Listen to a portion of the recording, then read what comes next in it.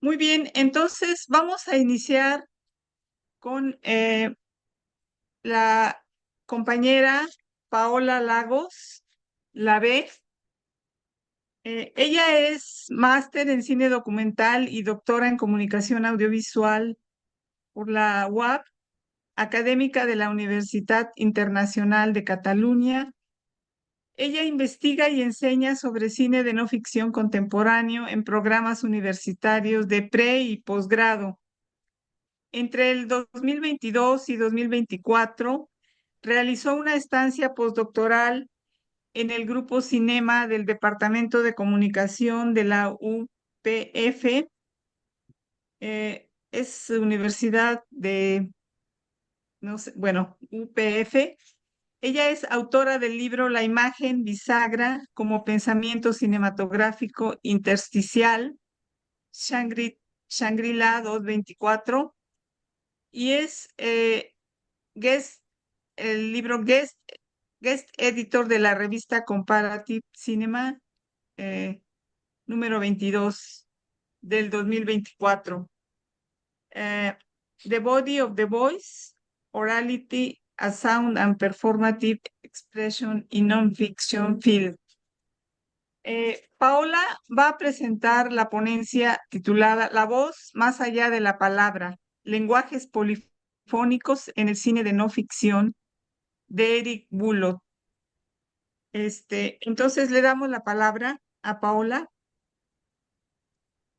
Hola, muy buenas tardes, bueno, buenos días por allá, buenas tardes, casi noches por acá. Ah, Muy curioso, voy a presentar una ponencia sobre la voz y mi propia voz está horrorosa el día de hoy porque me desperté muy constipada, así que sabrán disculparme, por favor, esta voz horrorosa. Bueno, darle muchas gracias a Cepancini, al Congreso y a quienes están asistiendo esta tarde mía. Y como se ha presentado, ¿verdad? La ponencia que voy a leer el día de hoy se llama La voz más allá de la palabra, lenguajes polifónicos en el cine de no ficción de Eric Boulot. Y surge de la constatación, digamos, que la llegada hace casi un siglo del cine sonoro no solo trajo aparejadas las virtudes de la música, ¿no? Sino también la emergencia de la voz, con todas sus potencialidades expresivas y estéticas. Em, el interés hacia este apasionante fenómeno que moduló el cine hablado ha provenido esencialmente desde la ficción y se ha dirigido sobre todo hacia los usos con frecuencia, a menudo literales, digamos, de los diálogos, ¿no? En el documental, en tanto, la atención orientada hacia la voz se ha centrado predominantemente en la voiceover, por ejemplo, los comentarios, los testimonios, a mi juicio, debilitando muchas veces las interacciones entre los regímenes de lo visible, de lo audible y de lo enunciable. Y es que creo que la expresividad de lo oral no solo da lugar a la producción de sentidos a través de la palabra, como suele verse reducido su dominio, sino que sobre todo hace emerger la fisicidad de la voz, ¿no? Su materialidad como cuerpo inscrito en la imagen. Y creo también que el cine de no ficción, el documental y el cine de no ficción, es un espacio privilegiado, es un espacio idóneo donde lograr integrar estas correspondencias y también estas disputas y proyectar sus cualidades tanto comunicativas, experimentales, poéticas, políticas incluso, ¿no? Identitarias, etcétera. Entonces, a medio camino entre el documental y el cine experimental, gran parte de la filmografía del cineasta y teórico además francés Eric Boulot precisamente explora en procesos que tensionan el lenguaje para vaciarlo de su sentido estricto y hacer de lo vocal un instrumento sonoro, ¿no? En sus películas, sentido y sonido interactúan, se desbordan, ¿no? Resuenan el uno en el otro, distinguiéndose el sentido sensato, ¿no? Del sentido sensible, a decir de Jean-Luc Nancy, pero también relacionándose, ¿no? Como para intentar desentrañar la sensibilidad de lo inteligible y la sensibilidad de y la inteligibilidad, perdón, de lo sensible, aunque esto parezca un trabalenguas como lo que vamos a ver a continuación, precisamente. Los invito a ver un primer fragmento de una película que se llama precisamente Trabalenguas, Tongue Twisters, de Eric Boulot. Vamos a ver si puedo acá em, compartir bien la pantalla. A ver, compartir. ¿Se ve bien? Mm, 메카니코 니 모니코 ang makina ng minika ni Monica. 생각이란 생각하면 생각할수록 생각나는 것이 생각이므로 생각하지 않은 생각이 좋은 생각이라 생각한다. Solo se ve una Básicamente, pantalla No se blanca. ve el video. Se ve en blanco. ¿Se ve en blanco? Sí, se escucha algo, pero en blanco. Ah, yo lo veo perfecto. ¿Qué puede ser? Ya, ahorita ya se ve imagen. Y si lo abro, a ver, ahí, No, ya en blanco otra vez.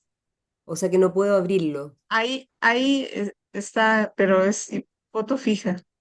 pero como no, claro, ahora le puse pausa, pero a ver si lo pongo en movimiento. A A ver ver. ahora,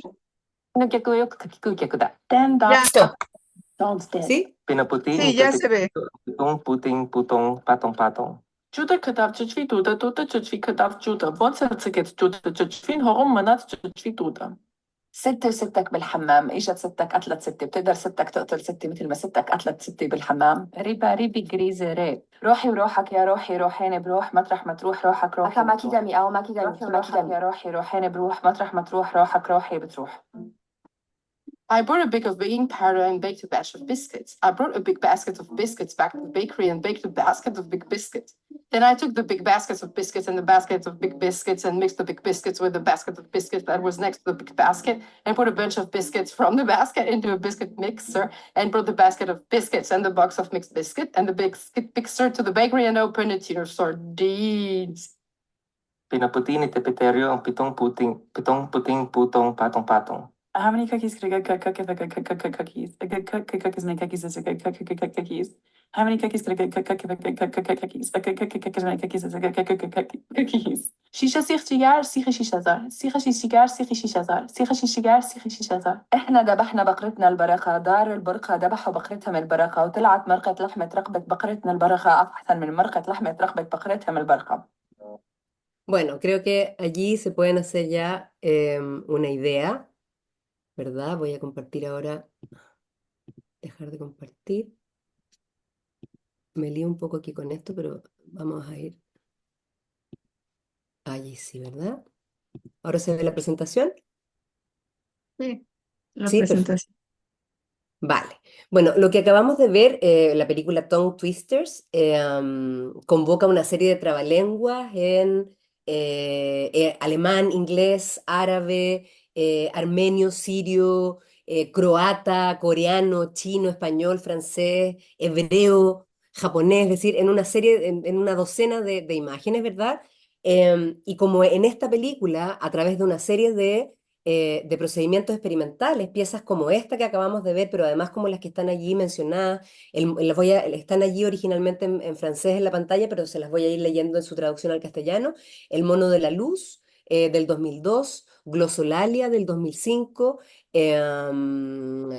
Tongue Twisters, que es la que acabamos de ver, Trabalenguas del 2011, Falsos Amigos del 2012, Fuga Geográfica del 2013, La Revolución del Alfabeto del 2014 y El lenguaje de los pájaros del 2021. Todas estas películas evidencian la fascinación que las lenguas, sus entonaciones, las pronunciaciones, los acentos, las traducciones, ¿verdad?, provocan en el oído de Eric Boulot. Em, Sus operaciones desplegadas alrededor de los idiomas develan de alguna manera que si bien estos se configuran, ¿verdad?, desde la arbitrariedad de unos sonidos socialmente convenidos que responden a nuestra necesidad de expresarnos, de entendernos y de dotar a la realidad de determinados sentidos, lo cierto es que las lenguas no son solo sistemas para la comunicación, ¿no? Y para comprobarlo, Boulot convoca una diversidad de formas en las que la performatividad de la voz trasciende la semántica de las palabras, demostrando cómo establecemos relaciones afectivas, diría incluso eróticas muchas veces en el sentido de lo amoroso, ¿no? Con las palabras, demostrando estas relaciones que como espectadores y bueno, como personas en la realidad, ¿verdad? Establecemos con las lenguas. En las películas de Bulot, la voz, por ejemplo, devenida en canto es una estrategia muy recurrente en la mayoría de sus films. La invención de idiomas imaginarios, como vamos a ver en Glosolalia, por ejemplo, el tartamudeo en El mono de la luz, la musicalidad de acentos, de pronunciaciones y de entonaciones, ¿verdad? Como en varias de sus películas también. La voz como interjección para la comunicación interespecial, sobre todo en su película La lengua de los pájaros, la deconstrucción, por ejemplo, de la sintaxis tradicional de la palabra para crear idiomas inventados, nuevamente también en Glosolalia o los trabalenguas que acabamos de ver convocados en Tongue Twisters, ¿verdad? em, Intervenciones también performadas a modo de conversaciones alteradas o de monólogos sin sentido muchas veces, entre otras formas de oralidad que vamos a ver hoy en día. Entonces, sigamos con algunos ejemplos, me interesa que veamos fragmentitos de diferentes cosas. Vamos a ver ahora puntualmente un ejemplo de la película Amigos Falsos, Fos Amis, donde el lenguaje se tensiona a partir de operaciones vinculadas, por ejemplo, entre otras cosas, a la recitación, a la repetición, a la traducción y a la pronunciación también. Veamos, a ver, Fosami.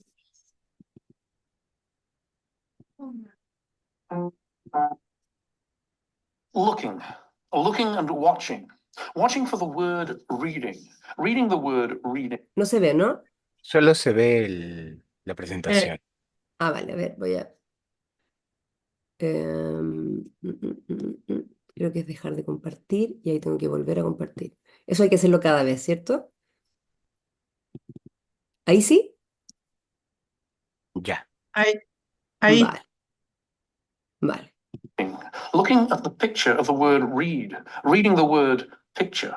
The word read, the writing of the word read, the quotation of the writing of the word write, the removal of the quotation of the writing of the word write, the writing of the word word, the writing of the word word, the repetition of the writing of the word word, the substitution of the word write, the quotation of the writing of the word write, the removal of the quotation of the writing of the word write, the writing of the word description, the description of a sentence using the writing of the word description, the repetition of the description of a sentence using the word description, the removal of the repetition of the description of a sentence using the word description, the removal of the word describe, the writing of the word removal, the reading of the writing of the word removal, the removal of the word removal, the repetition of the quotation of the word word, the writing of the word read, the removal of the repetition of the quotation of the word word, the removal of the word writing, the impossibility of the reading of the word writing, the impossibility of the writing of the word read, the writing of the word impossible, the impossibility of the reading of the writing of the word impossible, the removal of the word writing, the reading of the word removal, the reading of the writing of the word produce, the writing of the word production, the production of a reading of the word impossible, the substitution of the word silence. Voy a adelantarlo un poquitito para que vean el otro fragmento que me interesa mostrarles, porque aquí la idea evidentemente se repite, ¿no? Muchas veces, que es una de las ideas precisamente de Bulot, y luego tenemos la siguiente escena. Dire. Vent atone. Vent, atone. Recoin. Recoin, À désigner. a designer. Faits et ombres. Ease and ombres. Don. Don't. Dérive. Derive. Réel gour. Real gourd.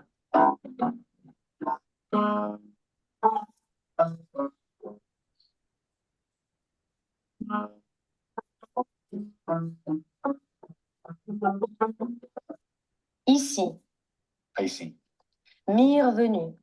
My venue. Nose. Nose. Engravé. Engraver. Bribe plate. Bribes plate. Dune. ¿Cómo hacer? Averse sale. Averse sale. Bueno, creo que se entiende la idea. Como les decía, el tema de la traducción, de la pronunciación, ¿verdad? De la repetición, entre otros gestos orales, que pone de relieve el cine de Boulot en esta fascinación que verdaderamente tiene su oído por la palabra y por la deconstrucción de la palabra en el cine. Su cine parece querer responder a aquella pregunta fundamental que se formula Michel Chion, que es ¿por qué en un cine que se ha bautizado como hablado, ¿verdad? Se nos olvida la voz.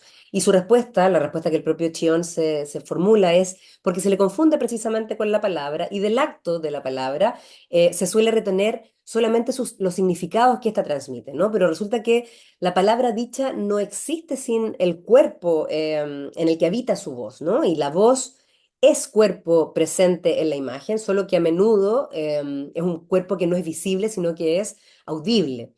Pero la imagen audiovisual es una imagen sonora en toda su propiedad, porque no solamente surge a partir de la visualidad, sino que de las correspondencias que esta visualidad establece con el sonido y lo que juntos provocan en el nivel de las percepciones psíquicas, emocionales, mentales, afectivas incluso de los espectadores.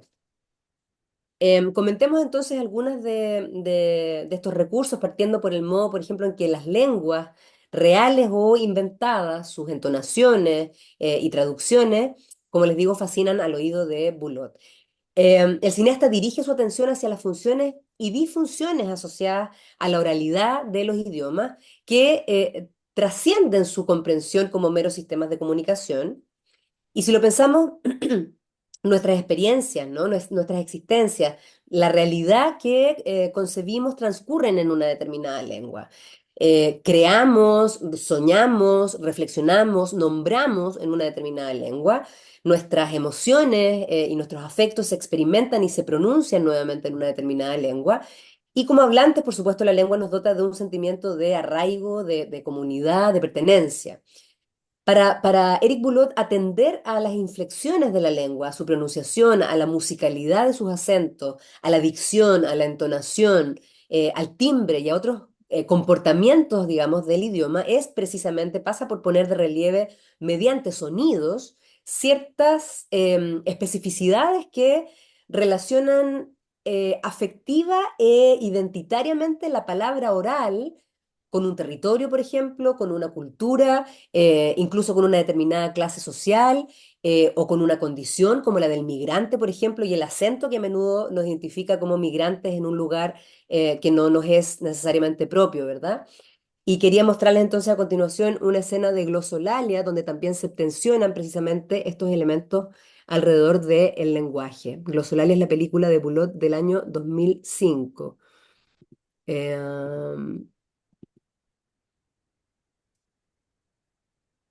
Glosolalia.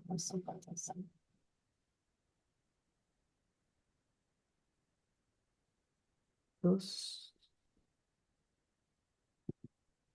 Un momento, por favor.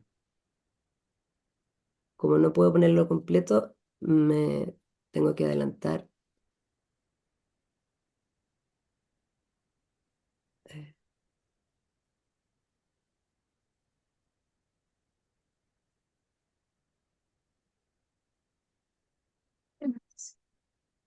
Vale. Entonces, dejo de compartir y vuelvo a compartir. Ahí está. Numok, Hermon se euk. Díganse algunos nombres comunes. Senumok, Sermon, Sonugna, Esnagit. Díganse nombres comunes. Perdón, me he equivocado de cuál es el número. Esta la vamos a ver más ratito. Un segundo. 7, 8.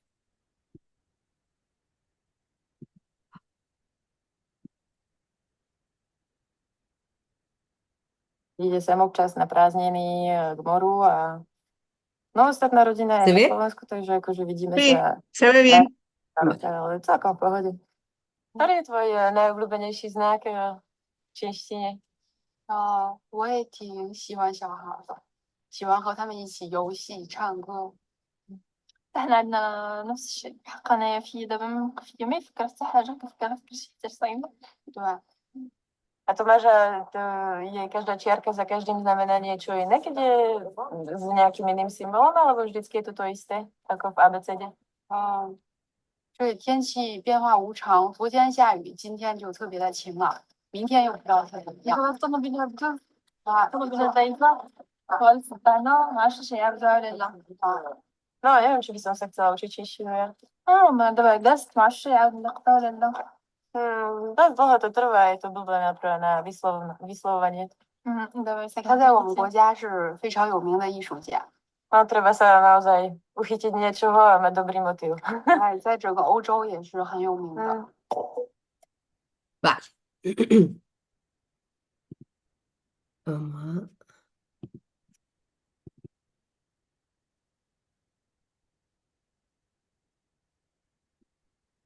Bueno, en esta escena, en esta puesta en escena, de hecho es una puesta en escena donde Bullock despliega una operación creativa que va a reforzar expresivamente el desfase entre audio, palabra e imagen, o sea, entre lo dicho, lo que ellas están diciendo, cada una en su idioma, lo oído por nosotros como espectadores y lo que también vemos en imagen a partir de los subtítulos, potenciando una fuga, una dislocación, porque en el fondo cada una está hablando su idioma y no se están entendiendo nada entre ellas, y es una puesta en escena que lo que hace es mostrarnos cómo, en este caso, una lengua, ¿no?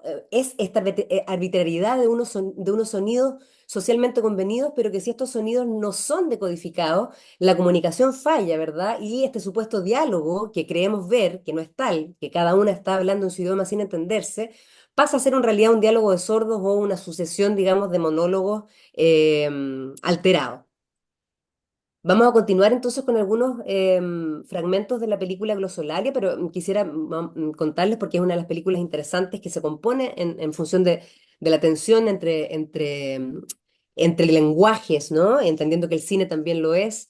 Y Bullock en esta película es una suerte de enciclopedia que va a convocar muy lúdicamente una serie de experimentos lingüísticos y paralingüísticos a partir de estrategias que van a conformar una polifonía de voces entre aquellas que hablan al revés, por ejemplo, como lo que vamos a ver a continuación, que cantan canciones infantiles, que conversan como lo que acabamos de ver en diferentes idiomas, que traducen sus propias palabras al lenguaje de signos, que cantan en esperanto, por ejemplo, que rezan en lenguas, que improvisan balbuceos imaginarios, como pone allí, que deletrean un abecedario, entre otros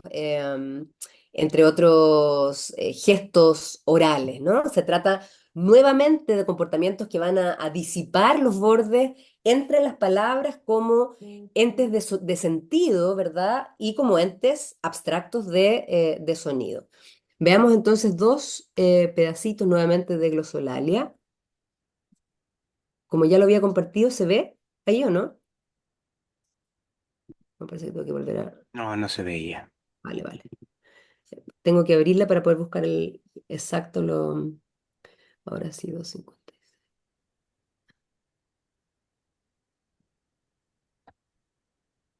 Ahora sí se ve, ¿verdad? Sí. Vale. ¿Qué es nombre común? Numok, Hermon se euk.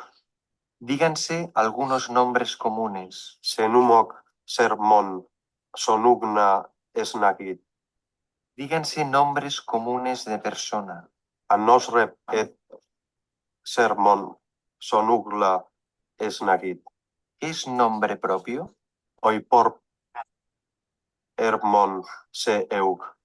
Díganse algunos nombres propios. Soy por Sermon, Sonugla, Snahit. ¿Qué lengua hablamos? Somalba Aunel Euk. ¿Qué lengua hablamos? Somalba Aunel. Díganse algunos nombres propios. Soy por sermón sonugla es negil. Es nombre propio. Se la cita Marx en Oícaro sale. Vamos a ir a otro fragmento hacia el final de la película. Él es Michael Snow, es un cineasta y músico canadiense. Heslo, Matska, Ushka. Se llama Saum, ya les voy a explicar por qué se llama Saum.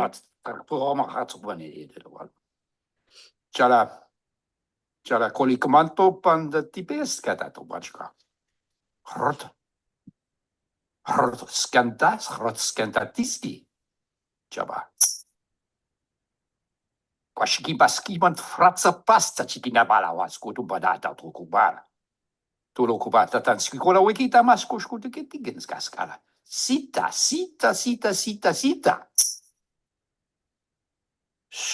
Grondbakker schoentje wat labando kubachi te banskutu pratat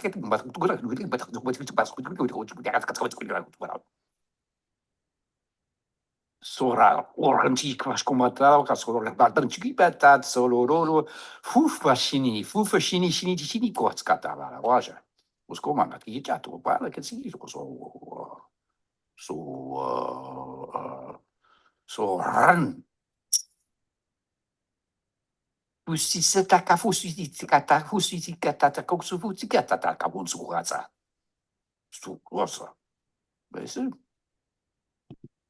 Bien. Esta escena probablemente merezca un poco más de contexto, que se los voy a dar a continuación. Ups. ¿Qué le iba a ver? Ahí está. A ver, se sabe que el creciente interés teórico por parte de los sound studies, ¿verdad?, hacia los fenómenos de escucha y de sonido como música, ruido, silencio, palabra, voz, ¿verdad?, entre otras expresiones de lo audible y de lo oral, tienen sus raíces y se nutren en las vanguardias artísticas del siglo XX, particularmente en el dadaísmo, por ejemplo, y el futurismo. Y en esta escena que acabamos de ver en Glosolalia, Bulot está rindiendo un tributo explícito al ruso Klebnikov, que está allí en la diapositiva arriba, ¿no? Velimir, perdón, Klebnikov, que experimentó en su momento con la poesía fonética y que creó un lenguaje inventado que bautizó como Saum, ¿no? En este caso es el cineasta, como les decía, y músico canadiense Michael Snow, quien responde a esta entrevista de un modo que rompe claramente con la sintaxis tradicional de las lenguas para fragmentar y para deconstruir la palabra, para poner en tensión el lenguaje y la producción de significados y dar libertad de alguna manera a unidades sonoras mínimas, ¿no? Articulando fonemas, interjecciones, renunciando abiertamente, por supuesto, a los significados, pero creando nuevas sonoridades, nuevos ritmos, ¿verdad? Musicalidades, incluso nuevos idiomas. No sé cómo estoy de tiempo, si es que lo dejamos aquí o ya que no está el compañero o compañera que faltó, me extiendo un poquito más. ¿Te puedes extender unos 5 o 6 minutos Perfecto, más, Paola? perfecto. Vale.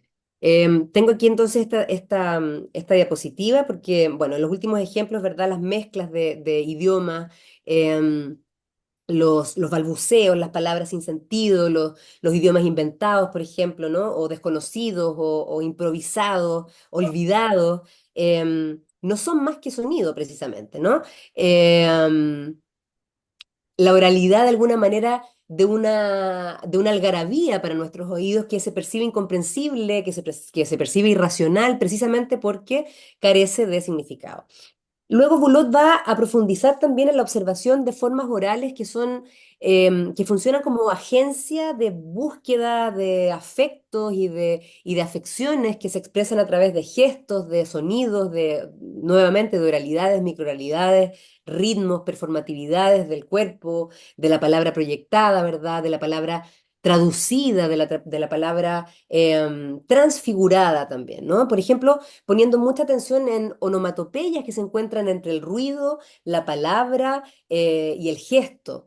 En este ámbito, por ejemplo, una de las categorías interesantes que Bullock explora es la voz como interjección para la comunicación entre especies, especialmente aquellas exclamaciones, cantos, onomatopeyas, silbidos y otras formas vocales, sonoras y musicales, ¿verdad?, que pretenden traducir el lenguaje de los pájaros en su documental Langue des Oiseaux, el lenguaje de los pájaros del 2021, que vamos a ver entonces un fragmentito para finalizar y tú ya me cortarás cuando haya que cortar, si no yo voy a seguir, ¿vale? Entonces dejar de compartir.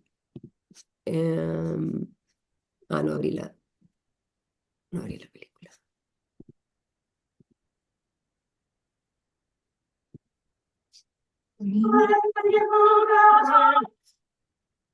Non préféré. 35, 55.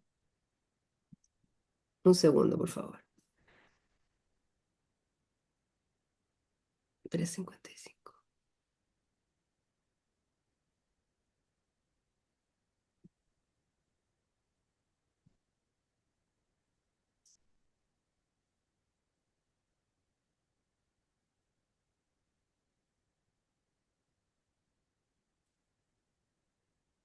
¿Ahí se ve?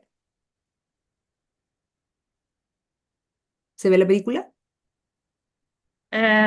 Sí. Sí. Se ve. On va dessiner la carte du cercle des traducteurs d'oiseaux. Chanter. Imiter. Crier. Vocaliser. Cantar, imitar, vocalizar, escuchar, Transposer. transponer, gritar, traducir. Traduire.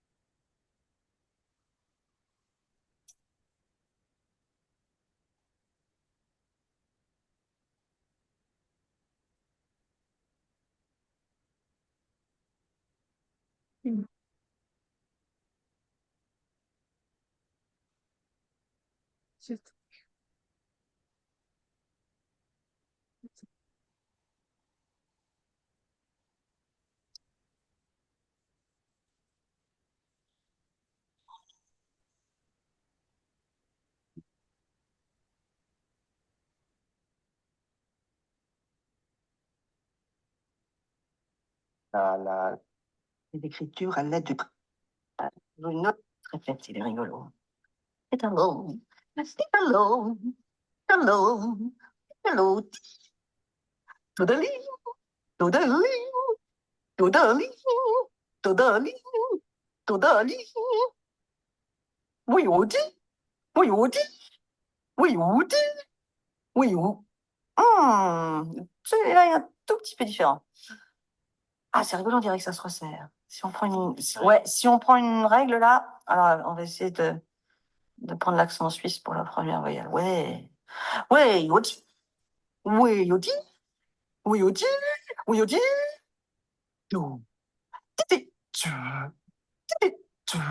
Bueno, se entiende claramente la idea, ¿verdad? Que tiene que ver, como les decía, precisamente, bueno, con esta gente que está obsesionada, además con encontrar la forma de comunicarse con los pájaros, de imitar, ¿verdad? De traducir en el fondo el lenguaje animal, en este caso, al lenguaje humano, y ahí tenemos también una composición de fotogramas donde se habla el tema de la voz, de cómo en el canto de un pájaro, en el canto de un petirrojo, en este caso, se siente la voz de la madre hablándonos, llamándonos, ¿no? De una madre que se entiende que está ausente, ¿dónde está ella ahora? Se preguntan. Las voces de nuestros cercanos, de nuestros allegados, parecen esconderse en el canto de los pájaros. No me da mucho tiempo más, después podemos seguir conversando, si les parece, pero me interesaba también dar cuenta de cómo a partir de sus exploraciones, Boulud va a potenciar la fuerza de la voz como experiencia física, como les decía, audible, encarnada en un sonic body, en palabras de Brandon Lavelle, en un cuerpo sonoro, ¿verdad? Desde cuyas porosidades se va a convocar una poética de la oralidad y de la microoralidad que está compuesta por una enorme cantidad de posibilidades audibles y de gestos vocales, desde la performatividad de la boca, ¿no? Que es un órgano además bisagra entre el interior y el exterior del cuerpo, entre el yo y los otros, entre el yo y el mundo. Entonces, a lo largo de estos minutos he intentado problematizar interrelacionalmente, ojalá, los regímenes de lo visible, de lo audible y de lo decible en el cine de Boulud para lograr identificar tanto como concomitancias como puntos de fuga entre imagen, sonido, voz y palabra, que en el universo del cine de no ficción creo que pueden desplegar asociaciones e interpretaciones sumamente fértiles entre el pensamiento del cineasta, ¿verdad? Expresión, por supuesto, lenguajes, experiencia encarnada en un cuerpo y, por supuesto, la realidad. De allí que me parece tan interesante que que este campo, digamos, que ha sido explorado en la ficción y que todavía estamos en deuda desde el lugar del documental de explorarlo en más profundidad, poder darles un poco una muestra de aquello en lo que estoy pensando. Así es que muchas gracias. Muchas gracias, Paula. Muy interesante este acercamiento a una poética del uso de la voz, de la oralidad. Y bueno, no sé si haya preguntas o las dejamos para el final. Quizás sería mejor, o alguien tiene alguna pregunta. Yo tengo una pregunta, Siboney. Ok, sí. Bueno, me encantó la presentación.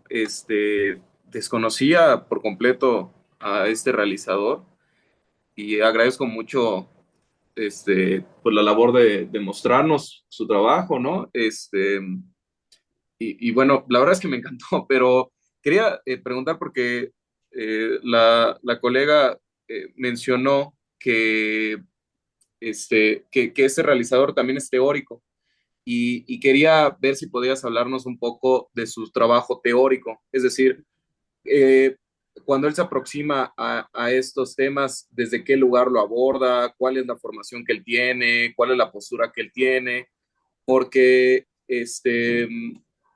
digamos, el asunto de la voz no me parece que sea poco trabajado. Lo que me parece es que es trabajado de una manera muy ingenua, de maneras que, de acuerdo a las escenas que nos pusiste, pues Belliot no para nada se conformaría con esas aproximaciones que son las de datos cuantitativos de la lingüística y de la fonética, ¿no?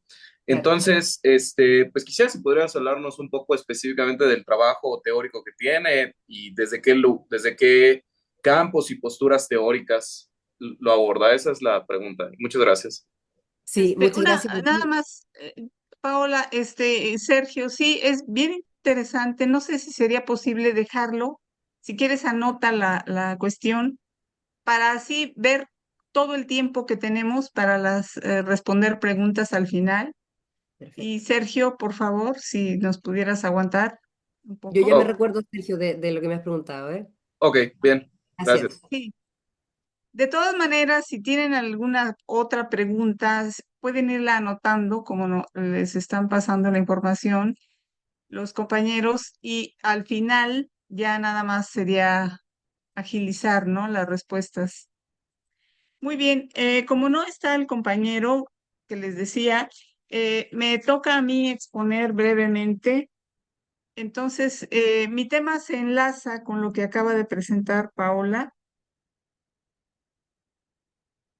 y tiene que ver con la oralidad, ¿no? La función de la voz en el documental. Yo retomo básicamente no sé si estoy compartiendo. Sí, ya se ve bien. Sí, ya se ve, gracias. Yo voy a trabajar sobre dos documentales mexicanos de contemporáneos. El primero es el de Los laberintos de la memoria, de Gita Shifter, del 2007. Es muy difícil de conseguir yo no pude encontrar nada más que un video, pero en no muy buena condición, entonces les compartiría más adelante nada más de Floren Otomí, un clip del tráiler. Y bueno, a mí me interesa explorar el uso narrativo del sonido y la música en estos documentales, o sea, qué función cumplen en la construcción de la narración, la dimensión de la oralidad, la voz. Bueno, el objetivo es ¿no? Identificar las estrategias del uso de la voz, la música y los sonidos en estos dos films documentales que tienen que ver con problemáticas de identidad y de memoria, de búsqueda del origen. Yo retomo a Nichols, básicamente, su propuesta dentro del documental que él considera uno de los discursos de sobriedad. Él habla de discurso y para él la voz en el documental se destaca por encima de las otras capas de sonido, que serían los efectos, los ambientes, la música, o sea, todo lo que se construye en torno de un documental para buscar la verosimilitud. Para él la voz apoya a las imágenes en la argumentación, en la construcción de la narrativa a través de la argumentación. La voz es fundamental y estaría asumiendo la función de los recursos retóricos y narrativos del cine de ficción. Es decir, en el documental, como nos explicaba un poco Paola, la voz puede crear evocación, puede construir la parte que no está, que sustituye, digamos, a lo que sería en el cine de ficción la puesta en escena o el montaje.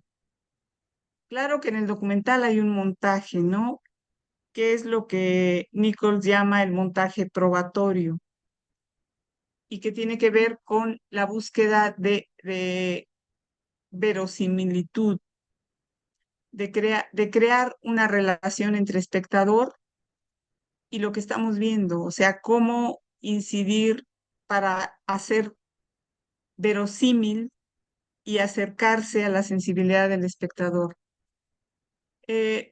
Nichols plantea que los sonidos y las imágenes no solo son elementos de una trama, sino que funcionan como pruebas. Es la única forma en que podemos acercarnos a lo que nos están narrando.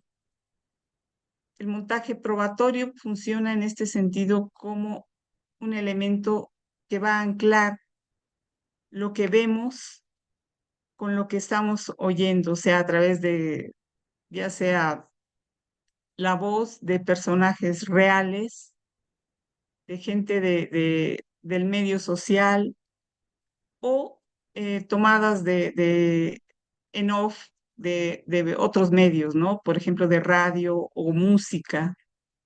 La banda sonora tiene esta centralidad porque ayuda a construir el argumento y puede ser diegética o extradiegética. Bueno, Los laberintos de la memoria es una de las películas de Gita Shifter. Esta autora se hizo conocida en México por una película de los años 90 del siglo XX que se llama Novia que te vea. Es una de las más conocidas de ella, que era en torno a la al universo de las mujeres judías en etapa de contraer matrimonio. Y fue muy bien recibida. Ella después se dedica más al documental que tiene que ver con su historia personal. Y es este documental de largometraje que resume un poco el recorrido de dos mujeres que buscan su origen, sus raíces. Una es la hija adoptiva de una antropóloga cubana que fue llevada de Chiapas a Cuba durante su infancia, creció en Cuba y adulta empieza a buscar su origen, a su madre. Y la otra es la historia personal de la directora que trata de entender las razones por las que sus padres migraron a Costa Rica. Su madre desde Lituania y su padre de Ucrania. Se establecen así dos líneas narrativas que se van entrelazando. Se inicia con la primera, la de la hija adoptiva que se llama Tete, pero a partir de las preguntas que se hacen las dos en entrevistas, va surgiendo la reflexión de la directora y se van mezclando dos líneas narrativas. El inicio del documental es, podríamos decir que es de intriga, de predestinación, ¿no? Donde se plantea ya el final y es con la narración en off de la realizadora quien se hace varias preguntas que tienen que ver con la búsqueda del origen. En off y sobre imágenes de tortugas que van hacia el mar, acompañada de música de fondo. Y estas son las preguntas, ¿no? Sobre quiénes somos. Y el asunto es sencillo. La pregunta ¿quién soy? Se responde contando una historia que guardamos en el recuerdo, contando nuestra propia historia. Esto tiene que ver obviamente con como una alegoría de la idea de contar, de narrar y implícitamente la búsqueda que ella plantea, ¿no? Del origen, como la necesidad humana de la memoria para saber quiénes somos.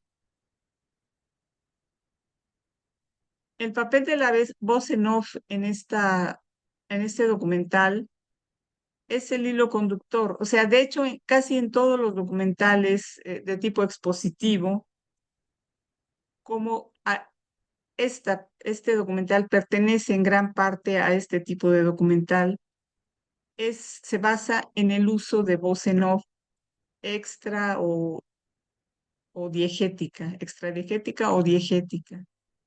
En este documental es lo que articula la narración de los hechos y va proporcionando el contexto a través de las entrevistas y el uso de recreaciones ficcionalizadas.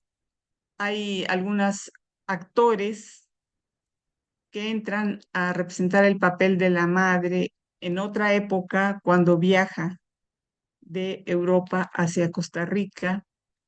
Y todo esto se va alternando con narraciones en tercera y primera persona, que vincula lo objetivo y lo subjetivo, creando una evocación en el espectador de ese mundo, de ese universo que se está tratando de recrear. Hay momentos en que este juego de voces entre entrevistados y la que entrevista va enriqueciendo, va creando una atmósfera sonora, digamos, que estimula en el espectador la idea de imaginar.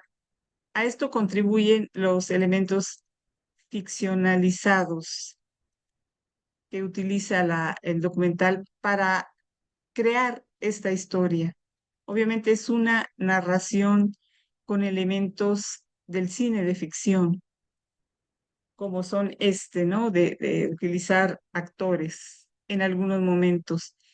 Pero lo más importante es utilizar la voz junto al rostro.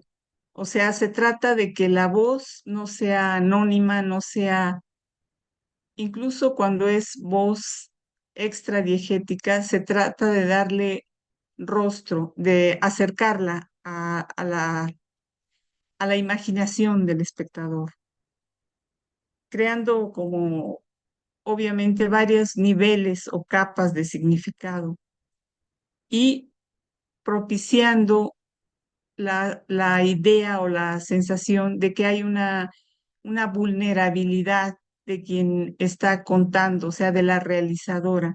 No es una voz en el sentido del documental expositivo experta, sino hay un nivel de subjetividad vulnerable en la que cuenta. O sea, son preguntas que se hace todo el tiempo sin la certeza de tener respuestas.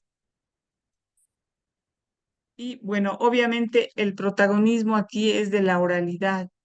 Hay una especie de acercamiento y distanciamiento entre el pasado y el presente, entre lo que se está contando de lo que fue y lo que estamos viendo que se recrea a partir del testimonio de los que están vivos. Esto va creando está siempre cercano al espectador y va creando una evocación, una conexión muy, muy, muy íntima, muy cercana, lo que hace que el espectador participe y siempre esté pendiente de lo que va a pasar. Es un documental que nos acerca a una búsqueda de vida donde estamos implicados, no somos testigos, nos va implicando emotivamente la narración y este juego de entrevistas, de saber hacia dónde, qué pudo haber sido. Se utiliza una especie de suspenso también en la historia. Y bueno, la voz humana es fundamental para entender el nivel emotivo. Como les decía, une los rostros con lo que están diciendo.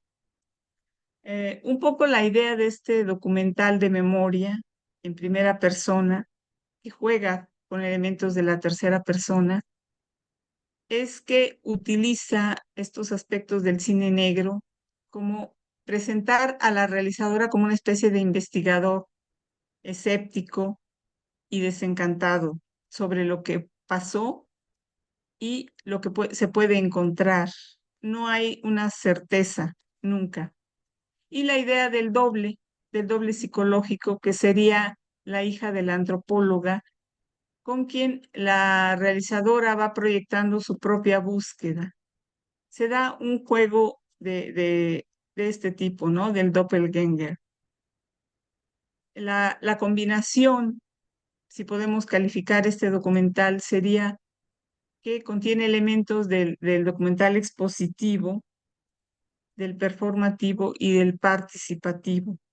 Es decir, combina imágenes documentales explicadas por una voz en primera persona con la visión subjetiva de la realidad que enfatiza la dimensión afectiva. Y es participativo en el sentido de que crea una interacción directa entre el observador y lo que observa. No hay esta idea de mantenerse al margen y solo mostrar, sino que es un observador, digamos, participante, involucrado. El segundo documental, del que sí hay algo de material de video, es Florenotomí, de Luisa Riley Rodríguez, del 2012. Este documental es una recreación de una parte, una visión subjetiva, pero apoyada en testimonios, material de archivo, y que trata de explicar si la muerte de esta joven durante lo que se llamó la Guerra Sucia en México, si la muerte de Denis Prieto Stock fue un asesinato o fue una especie de enfrentamiento entre el ejército y un grupo guerrillero, como era la versión oficial. Es una búsqueda entre algunos de los participantes que sobrevivieron y la hermana de esta joven. Entonces se recrea el contexto sociocultural en que vivió esta adolescente y todo lo que la condujo a su muerte a los 19 años, junto a 4 de sus compañeros de este grupo guerrillero, Fuerzas de Liberación Nacional, en 1974. Este grupo fue el germen, digamos, el antecedente de lo que en los años 90 sería el EZLN. Y como sabemos, estos grupos guerrilleros surgen de la frustración social, sobre todo de los jóvenes, después de la masacre del 2 de octubre del 68 en México y de lo que se conoce como el Halconazo del 71. Es una interesante recreación a través de elementos orales y nuevamente el papel de buscar los rostros, unir la oralidad con quién está hablando. O sea, no se trata de un documental nuevamente expositivo que nos dé datos, información, cifras, sino involucrar al espectador en el proceso que está siguiendo la hermana para entender lo que pasó. Nos involucra nuevamente a través de elementos de la voz en off, de las entrevistas directas a cuadro y de la música. Entonces, básicamente el inicio nuevamente es una especie de intriga de predestinación. Ya sabemos lo que va a pasar a partir de este collage con que inicia la película, que es un collage de titulares, de notas de prensa que hablan de la versión que circuló oficialmente de este asesinato de jóvenes pertenecientes al grupo guerrillero, ¿no? Siempre hablando de ellos como grupos, dando la idea de un grupo que se está enfrentando al gobierno. Y obviamente los datos que se dan al final es que fue prácticamente una masacre, ¿no? Ellos eran 10 jóvenes contra más de 50 soldados. Esto lo resume el inicio con las notas de prensa. Caen 3 nidos de guerrilla, la conjura roja, foto de armas de distinto calibre, miembros de una organización, 5 muertos y los nombres de los que murieron. Hay en este inicio un leitmotiv musical que se va a repetir a lo largo del documental. Y los testimonios buscan recrear la vida de Denis y todo lo que la llevó a este final. Pero este inicio va a coincidir con el final, ¿no? Aquí va a entrar la voz de la hermana, que es quien va a guiar toda el desarrollo, va a argumentar a lo largo de la historia, va a construir esta narración y al final la va a cerrar. Igual ella. Bueno, el diseño sonoro, si se puede hablar de un diseño sonoro, que yo creo que sí, se integra básicamente por la voz en off, la música y las canciones populares. La voz en off es el elemento de estructuración narrativa, es lo que va a guiar al espectador a través de la historia. Es la narración de la hermana y de los que está entrevistando. A través de estas narraciones vamos a conocer el medio de clase media y media alta de México entre los jóvenes en los años 70, los primeros años 70. Vamos a entender el malestar social. Aquí se nombran muchos actores, muchos personajes que después van a estar en la vida pública. Las modalidades de la voz en off son, como les decía, es a cuadro, la voz de los testigos de manera directa, que dan autenticidad y presencia, el montaje, que es guía, o sea, cómo se organizan las secuencias y se combinan con el material de archivo. Fotos fijas, videos caseros, que va creando la relación entre el pasado y el presente a través de este montaje. Cómo se relaciona lo que hay en cuanto a imagen de archivo y videos caseros y la entrevista a actores del pasado en el presente. Y la voz en off funciona también como contrapunto. Se opone a tomas de registro directo. O sea, cuando algo es una forma de cuestionar muchas veces o crear una tensión entre lo que estamos oyendo y la experiencia de los personajes. O sea, juega esta idea de contrapunto. Los componentes musicales son principalmente este leitmotiv, esta música que se va, este motivo musical que se va a repetir y va a identificar el entorno familiar y social de Denis, de la joven asesinada.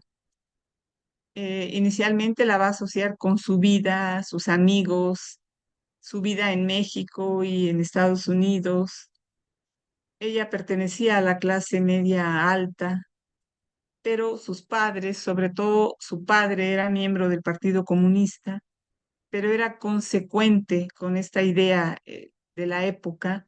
Entonces sus hijas las envió a escuelas públicas y las vinculó al medio, este medio que estaba cuestionando y que no veía otra salida en la situación de México en ese momento, acentuada por lo que pasaba en otros países, el asesinato de Allende en Chile.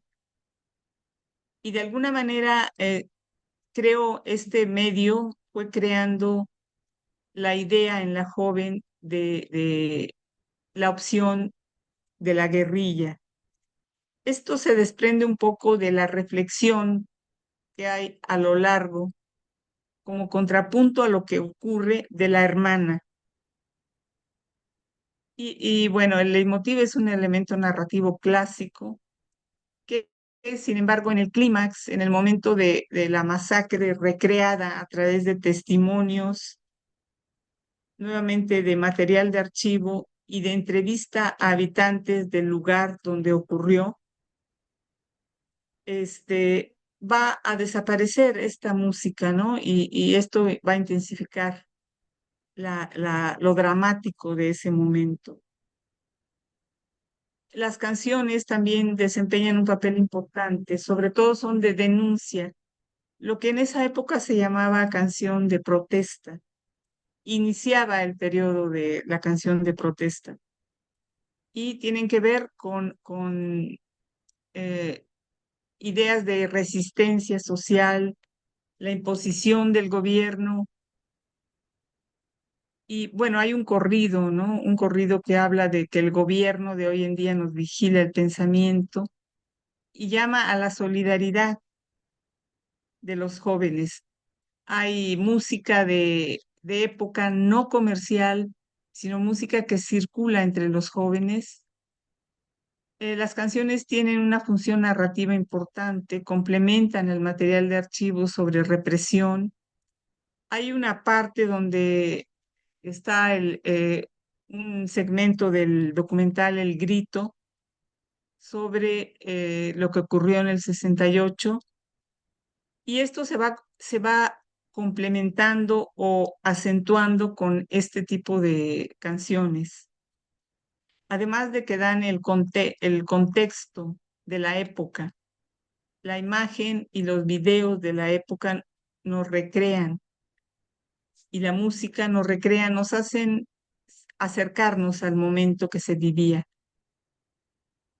Y la voz, hay una voz importante ahí que es la de la prima de Denise, en inglés, fue su, digamos, confidente, aparece leyendo cartas, y aquí se va conectando lo íntimo con lo político, o sea, como lo que le cuenta sobre el ambiente político en México, quién era Luis Echeverría, quién había sido, lo que había hecho y lo que está sucediendo. Se habla incluso del momento de la muerte de Cárdenas.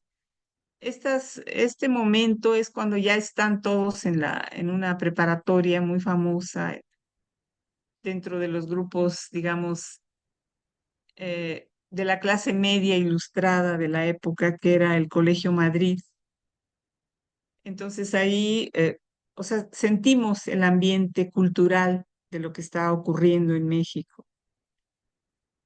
Bueno, una conclusión sería que el uso del sonido no solo complementa la imagen, sino es parte de la narración, dirigido siempre a la experiencia emotiva del espectador. Estos elementos, voz en off, música y canciones, se traducen en una forma de conectar emocionalmente con la historia que que está siendo representada, que está siendo evocada. Y se apela a la memoria de las luchas sociales y la resistencia en el México histórico concreto de ese momento, ¿no? Este documental es un testimonio sonoro, narrativo, pero sonoro, que invita a la reflexión y el compromiso. Quisiera que viéramos un pequeño clip de este documental, Florenotomí, si es posible, por favor. Claro, nada más dejamos de compartir la presentación. Sí, ok. Mm.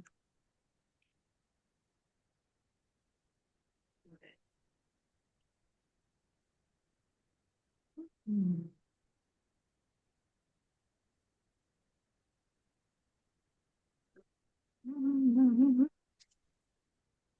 A ver.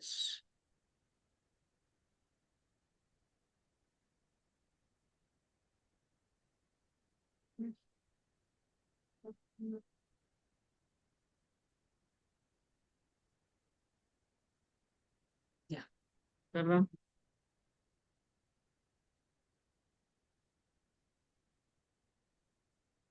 em,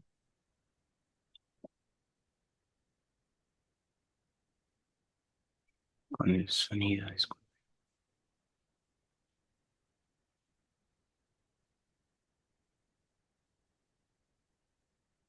Desde el principio está bien. Sí. Ah, bueno, no, sí, si quieres adelantarle los créditos. Ahí.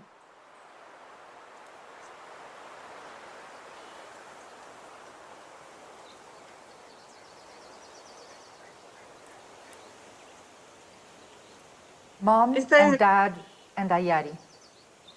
Saben por qué me voy, así que no llenaré hojas tratando de explicárselos. Va a ser muy largo y duro el camino y nuestra seguridad depende en gran parte de la discreción y el silencio.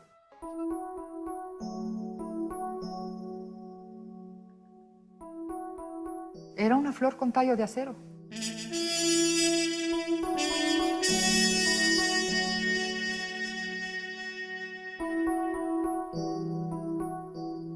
My revolutionary ardor is being replaced by the kicks I get out of going to a party and being admired by many boys. I've had a sort of hazy feeling as though I'm really sick inside.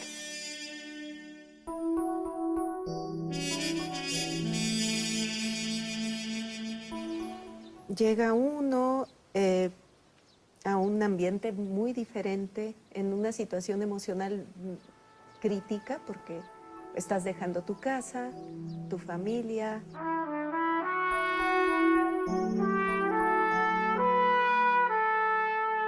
De niño teníamos una relación menos profunda, pero muy afectuosa con los demás. Ella era como la hermana, la hermanita de Gabriel. Estaba Alfredo Zárate Mota, que era el responsable de las redes urbanas.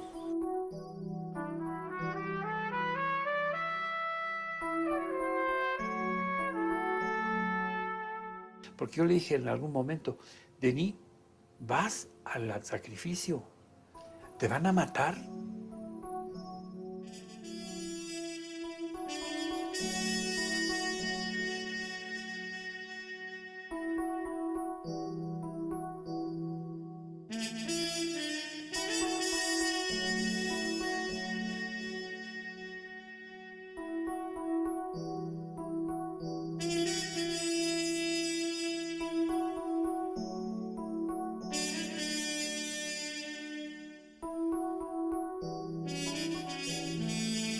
Esta casa que vemos, que es donde los mataron, en esta casa vivió Sor Juana Inés de la Cruz.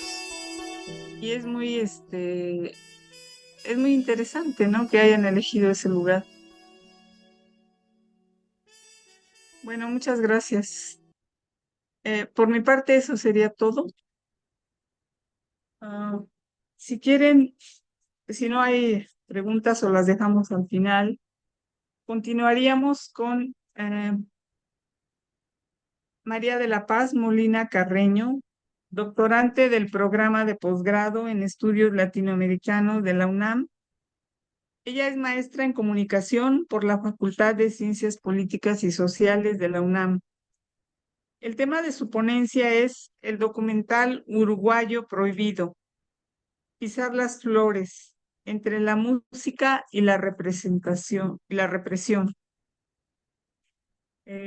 Si quieres iniciar, María de la Paz. Pues muy buenos días. Ahora sí que disculpen todo esto técnico, pero bueno, ¿de qué trata el documental? El documental Prohibido Pisar las Flores, el tema es entre la música y la represión. La universidad fue uno de los centros de represión y transmisión de la ideología de la dictadura en Uruguay. Las libertades y derechos conseguidos con la autonomía y el gobierno fueron anulados. El documental habla de las estrategias de militancia y participación de los estudiantes universitarios durante ese periodo y del camino que recorrieron hasta asumir un rol protagónico en la transición a la democracia. Por medio de testimonios se narra cómo los estudiantes universitarios uruguayos lucharon desde su trinchera en contra de la dictadura y cómo con la creación de la Asociación Social y Cultural de Estudiantes de la Enseñanza Pública, ASEP, realizaron la preparación y llevaron a cabo la Semana del Estudiante, que se realizó del 17 al 23 de septiembre de 1983.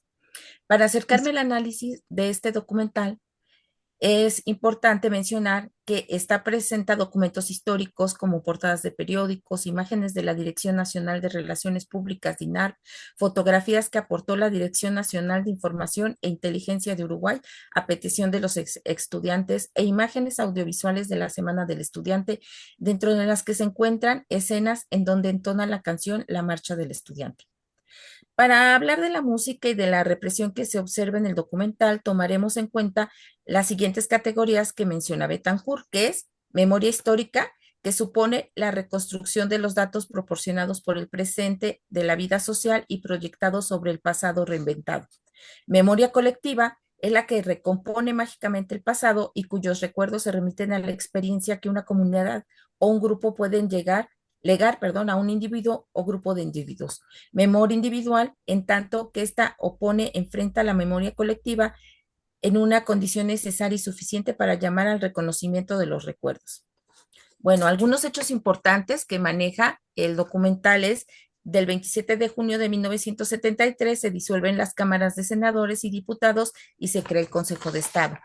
El plebiscito de 1980, en donde gana el no, la creación de revistas en las facultades, la creación de la Asociación Social y Cultural de Estudiantes de la Enseñanza Pública ASEP en el 82, la marcha del 1 de mayo del 83, que fue la antesala de la marcha de los estudiantes, la marcha del estudiante en septiembre de 1983. En el documental se utiliza el leitmotiv, como diría Sean, en virtud de cual cada personaje clave o cada idea fuerza del relato están dotados de un tema de los que caracteriza.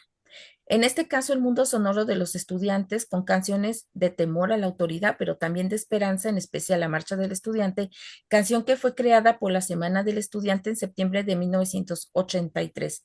Y por el lado de la dictadura, los acordes militares de la Dirección Nacional de Relaciones Públicas, DINAR, que es la marcha del 25 de agosto, así se llama, Marcha 25 de agosto, compuesta por el militar Alberto Ballestrino, de clara pertenencia a la ultraderecha. La música en este periodo sufre restricciones, pero a pesar de eso, los estudiantes se hicieron de su música. Se decía que la música decía muchas cosas. Eso lo dice Gabriela Bayuls, estudiante de Psicología Generación 84. También dice que con las canciones se decían cosas fuertes sin nombrar. Entonces, vamos a ver, en la primera toma del documental se visualizan los créditos en blanco y negro y de fondo la estrofa de la Marcha del Estudiante, que ahorita la vamos a escuchar, pero estudiantes, sal afuera, dice, venciendo la soledad, la noche se hace día, sal afuera y lo verás. Bueno, ahora, en la secuencia que ahorita vamos a ver, que está al inicio del documental, se utiliza la música, como diría Adorno, en forma constructiva y creadora de contrastes, en donde se ven imágenes de la dictadura con el fondo de una canción que habla de flores. Entonces, si quieren, es del 54 al minuto 1:46 nada más.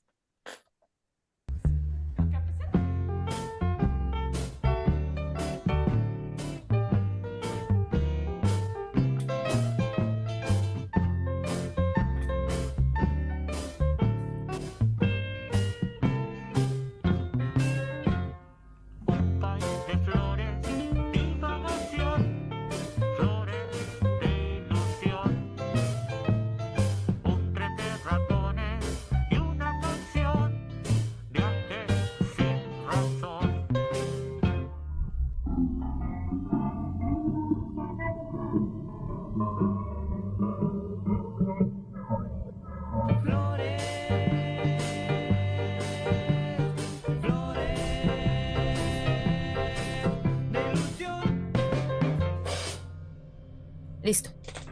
Al ser intervenida la universidad, la dictadura se instaló en ella. Acerca de esta situación, hay varios testimonios de los estudiantes que vivieron en esa época, en donde platican que eran revisados en sus pertenencias, en sus cédulas de identidad y hasta cómo iban vestidos. La memoria individual se entreteje y surge la memoria colectiva que se crea por medio del montaje de los testimonios. Por su parte, Gilberto Ríos, estudiante de medicina, generación 78, menciona, en la Facultad de Medicina lo primero que tenían que firmar era un documento donde nos comprometíamos a delatar a cualquier compañero que hiciera actividad gremial o política o de cualquier tipo dentro de la facultad, bajo la pena mínima, que era la pérdida de calidad de estudiantes si no lo hacíamos. Para ilustrar musicalmente este miedo que tenían los estudiantes, escucha la estrofa que inicia con una orden. Dale tu boleto al inspector, tenerlo pronto antes que te lo pida. No le hagas esperar, dáselo para que vea que eres una persona de bien. Acompañada con la imagen de la caricatura de un hombre con traje y bigote que tiene un globo en donde dice, yo siempre dije, no hay nada como una universidad autónoma e independiente, 3 puntos, de la opinión de los estudiantes. El plebiscito de 1980, con el triunfo del no, enmarca el inicio del fin de la dictadura militar. A partir de ahí, los estudiantes empezaron a organizar en actividades estudiantiles, la cooperativa de apuntes, organización de asado, surgen revistas estudiantiles en las diversas facultades. El 30 de abril de 1982 surge la Asociación Social Cultural de Estudiantes, ASEP. No podíamos explicar, entre comillas, empiezan comillas, no podíamos explicar que la intención de ASEP era crear la recreación de los centros de estudiantes y de la Federación de Estudiantes. Lo presentábamos de una forma bastante ingenua, menciona Jorge Rodríguez, estudiante de Derecho, generación 77.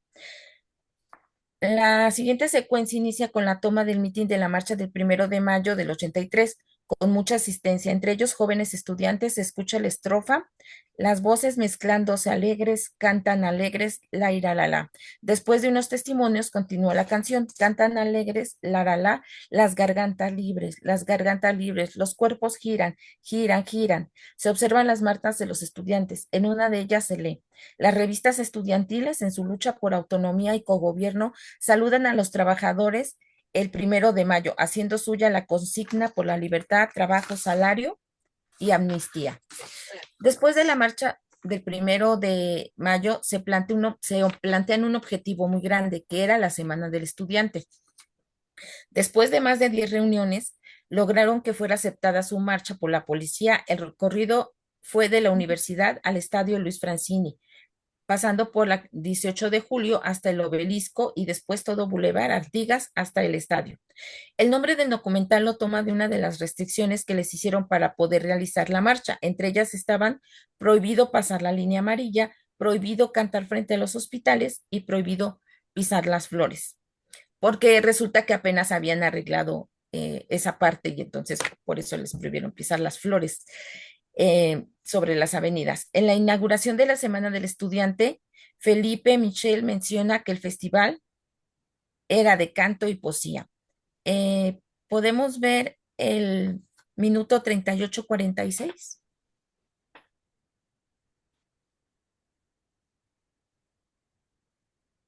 Entonces, bueno, aquí está el estudiante de química José Chavo Goiti, en donde vamos a ver que la música de lo estrategético va a ir a lo diegético. 38:46. Sí, 38:46. Estudiante, actividad preparatoria de Día Internacional de la Juventud. Tocamos al final del acto del Palacio del Peñarol, el primer domingo cuando comenzaba la semana, cantábamos había otro cuplé que era del estudiante, que decía también: aquel que nos dicen que esto es lo mejor, está equivocado, pero es el rector. Aquel que protesta no es un atorrante, él es el que sufre, lo llaman pobre estudiante.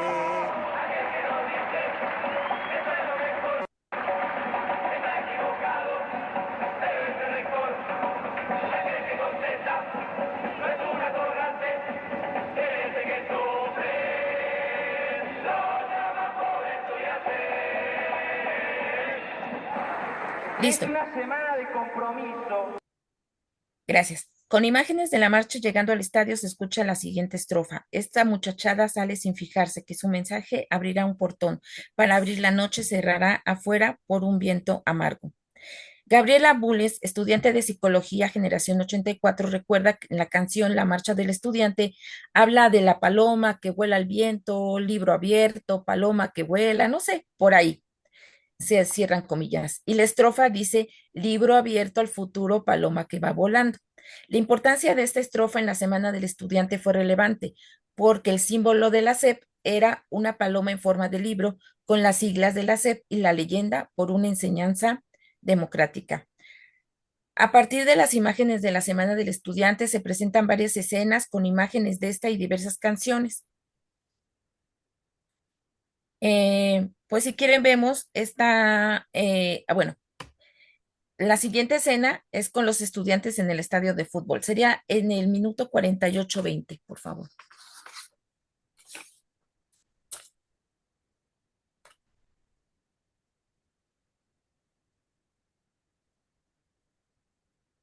¿Qué, perdón? 48:20. 38. Sí, muchas gracias.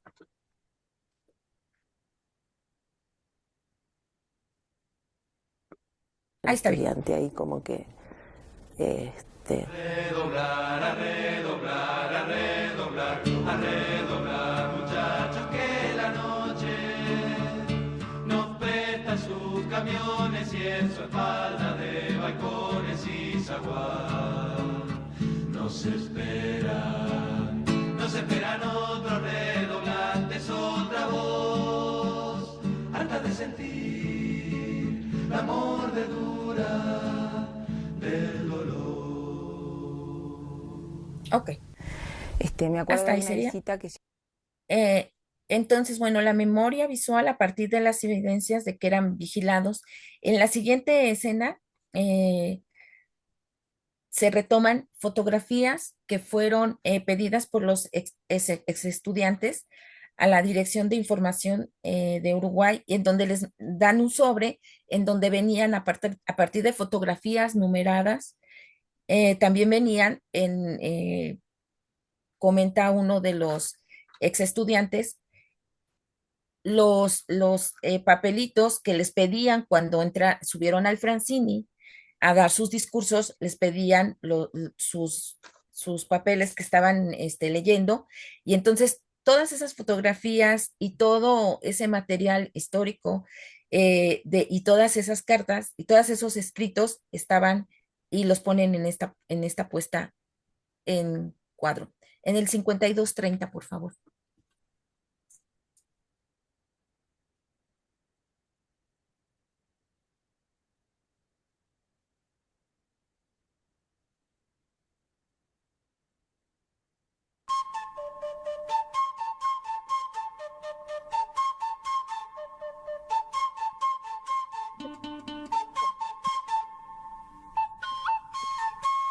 Aquel día del 25 de septiembre sentimos que había una generación que la derrotaba, más allá que todavía faltaba la caída material.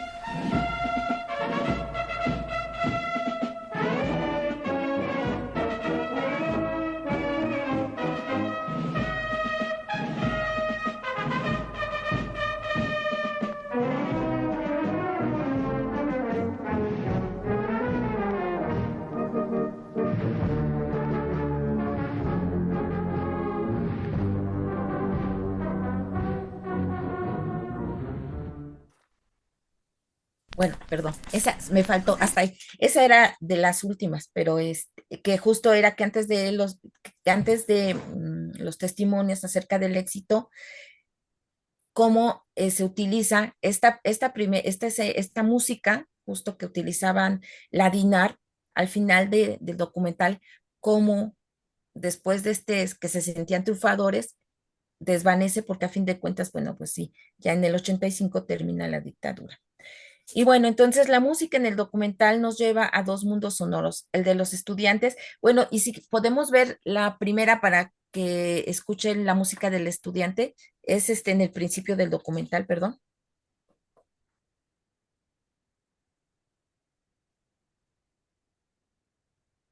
Estudiantes sal afuera, venciendo la soledad.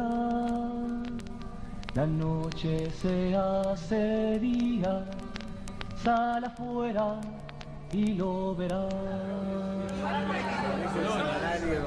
Listo.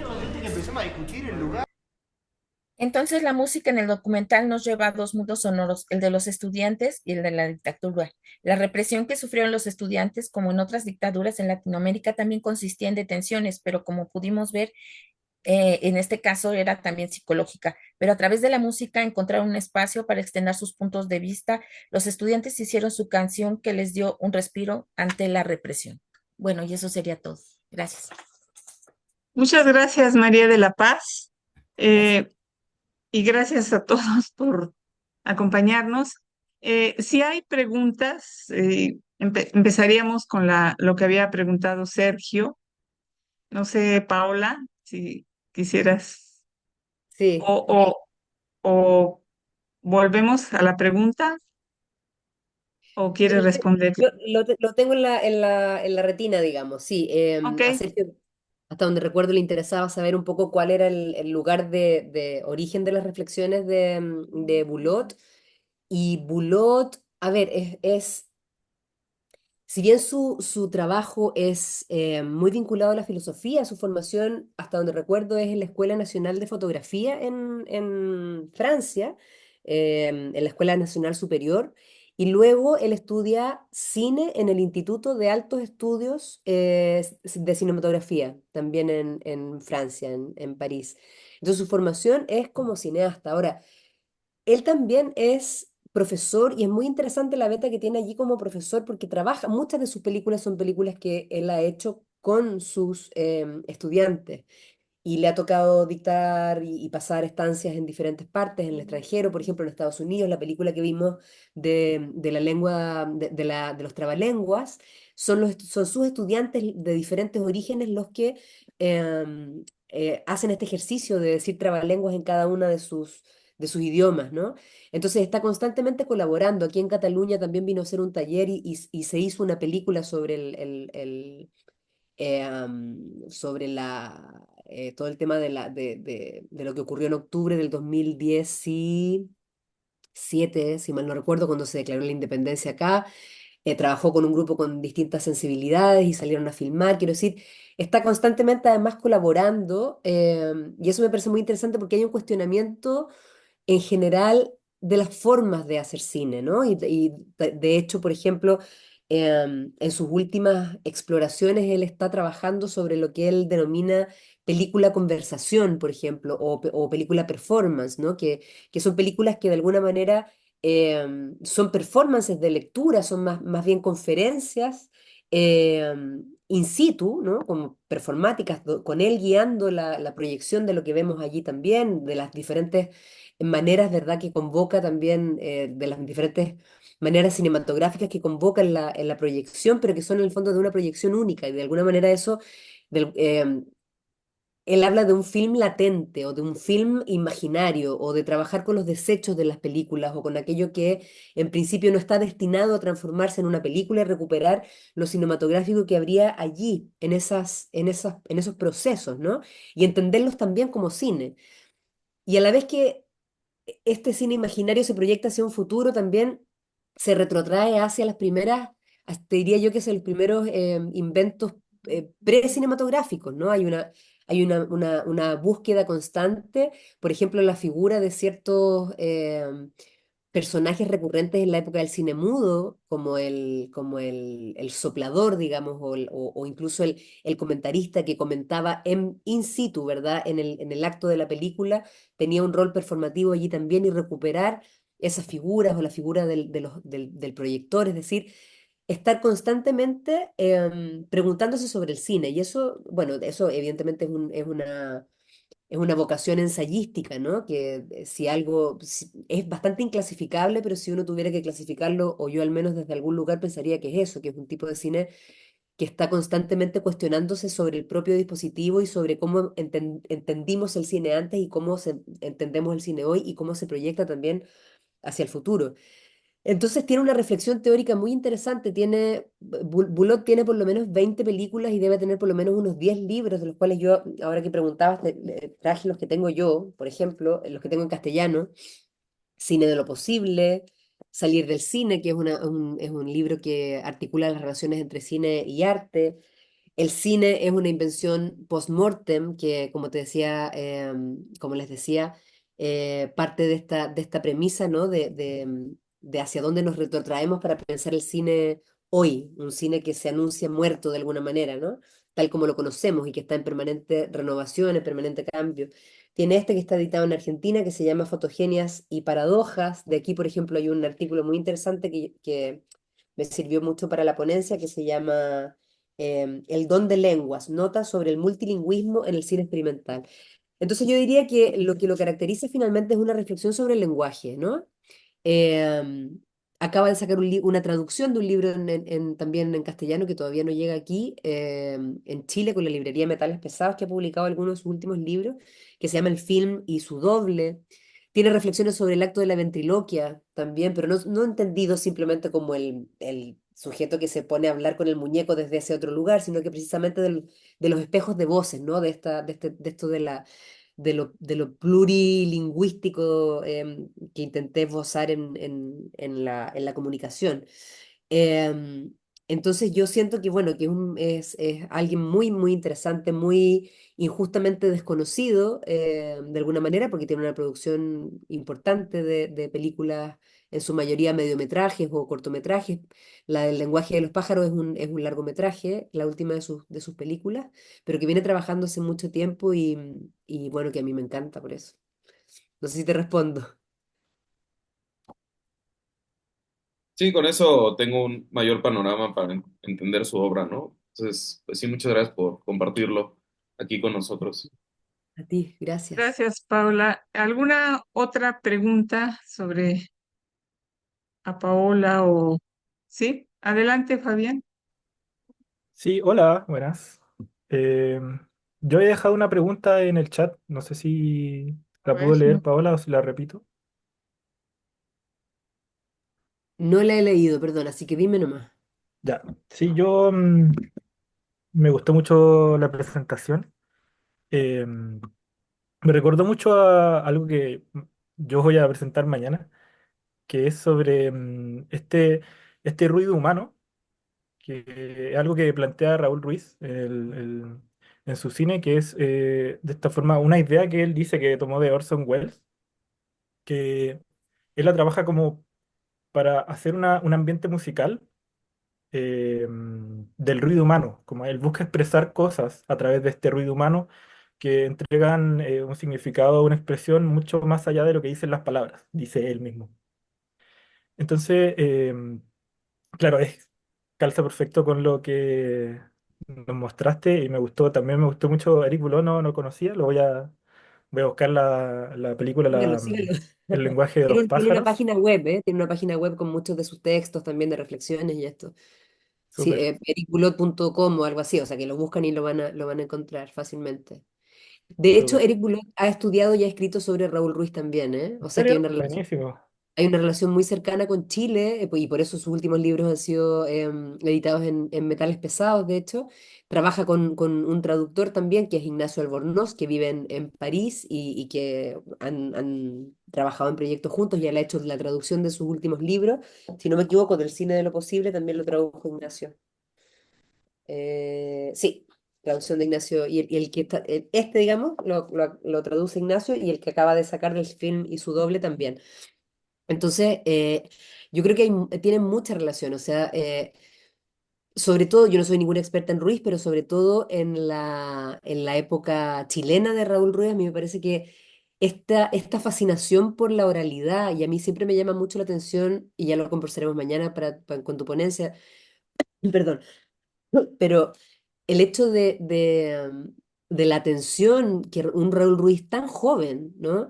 Ponía sobre la oralidad chilena, sobre las entonaciones, sobre, o sea, es fundamental dentro de su manera de concebir ya no solamente la oralidad en el cine, sino que el pensamiento cinematográfico. Creo que eso también es común a Eric Boulot, ¿no? O sea, que es un pensamiento cinematográfico que se construye a partir de las operaciones que tienen que ver con esa oralidad. Y en el caso de Ruiz me parece que es bastante así también. Todas las reflexiones que él tiene, por ejemplo, en sus libros de poética del cine, habla sobre el hablar chileno, ¿no? Y cómo ese hablar chileno es absolutamente espejo de la cultura chilena, cómo rodeamos un tema para llegar a ninguna parte, pero luego decimos un par de cosas así que son así muy acertadas o qué sé yo, o el uso de ciertas de los dicharachos o cosas así, me parece fascinante también el caso de Ruiz, como eh, um, esa escucha apasionada, ¿no? O sea, un cine que no solamente se preocupa de lo visual, sino que sobre todo creo que está escuchando muy atentamente la realidad. Y precisamente la parte más chilena, digamos, de la época de Ruiz, me parece que tiene una vocación bastante documental también de alguna manera.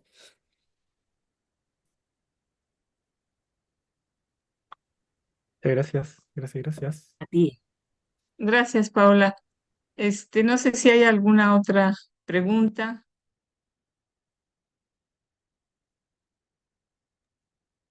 Yo misma, Sí.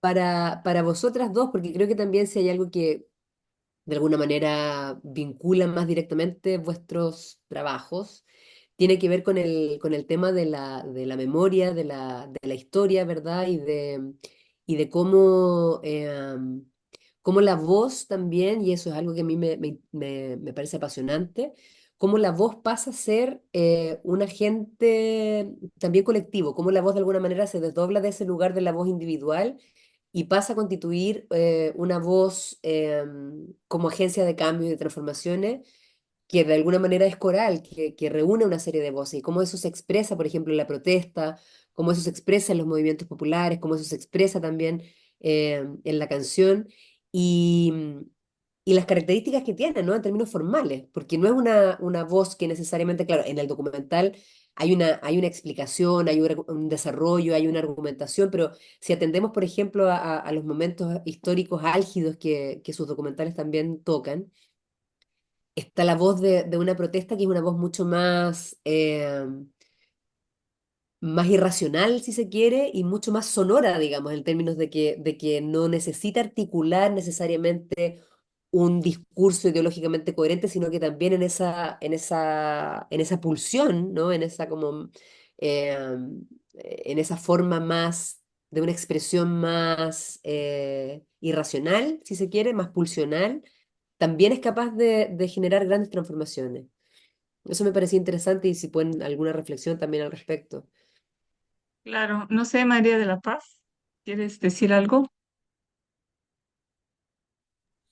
Pues yo creo que la importancia de los testimonios y de justo hacer, por ejemplo, en este caso, que en este documental hacen una reunión, ¿no? Y a partir de esa reunión surge como todo este trabajo.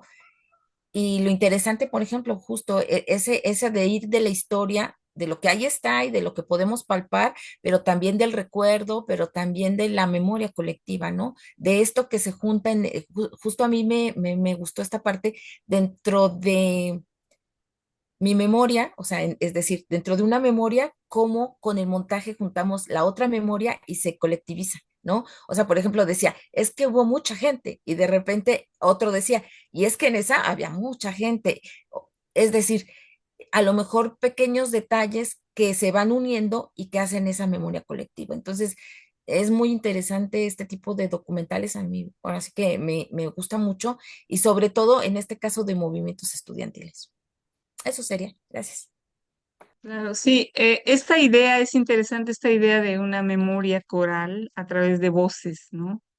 Y es cierto, por ejemplo, en estos documentales de memoria, de un poco así se denominan, es la necesidad de reunir sobre algo concreto diferentes voces, voces en el sentido literal, pero también voces que recuperan una historia individual y la enlazan de manera colectiva, digamos, ¿no?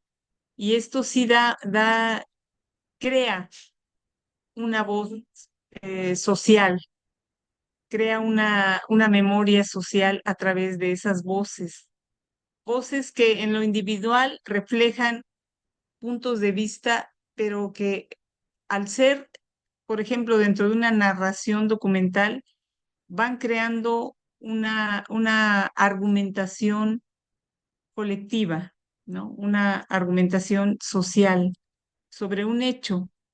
Y en el documental esto puede ser logrado o no, recuperar una época a través de esas voces, tratar de recuperar por qué, responder, ¿no? ¿Por qué sucedió esto visto desde ahora, ¿no? Esas voces tratan de crear esta continuidad entre lo pasado y el presente, ¿no? A través de la reflexión, que estos documentales siempre son reflexiones, reflexiones sobre un pasado, preguntándole al pasado desde un presente, o sea, una visión siempre crítica. Y, por ejemplo, en Flor en Otomí es esta idea de que cuando muchos alumnos, bueno, de mis alumnos ven este documental, casi es otro mundo, no pueden entender esta forma en que los adolescentes en esa época, de clase media, media alta, que tenían resuelto todo su horizonte, porque se fue hacia esto, ¿no? Hacia la guerrilla, visto desde una época, una sociedad más, digamos, más hedonista, ¿no? Y es interesante lo que puede recuperar un documental de una época en términos culturales a través de la voz, de las voces, logrando lo que tú dices, ¿no? Esta idea oral que funcione socialmente la memoria a través de las voces, de varias voces, ¿no? Y sí, obviamente es muy interesante el uso de la oralidad en el documental. Y introduce mucho de los matices que tú das, ¿no? Esta reflexión que yo igual, confieso, no había oído hablar de este autor y se me hace muy atractivo para indagar. Pues no sé si haya alguien más o algo que quieran comentar ustedes, Paola, María. Encontré lo siguiente en la web. No sé si alguien. No, pues nada más como para poner el ejemplo de esto, de esta oralidad. En el caso, por ejemplo, de este documental, a lo mejor, como en otros también movimientos estudiantiles o en otros documentales que no, supuestamente no se ve mucha represión, pero finalmente la represión psicológica que se manifiesta a partir de que cómo iban vestidos, que si no lo, que si tenían que firmar para delatar, que, o sea, esa represión que tenían los estudiantes, ¿no? El que, por ejemplo, decía, una pregunta de examen era, ¿cómo era un comunista, no? Y entonces tenían que decir, no, pues un comunista que trae su vaso de mate, que trae el cabello largo, o sea, cómo finalmente, por medio de estos testimonios, ¿no? Se recrea entre todos ellos esta represión que ellos tenían de manera psicológica. Entonces, para mí, esa parte,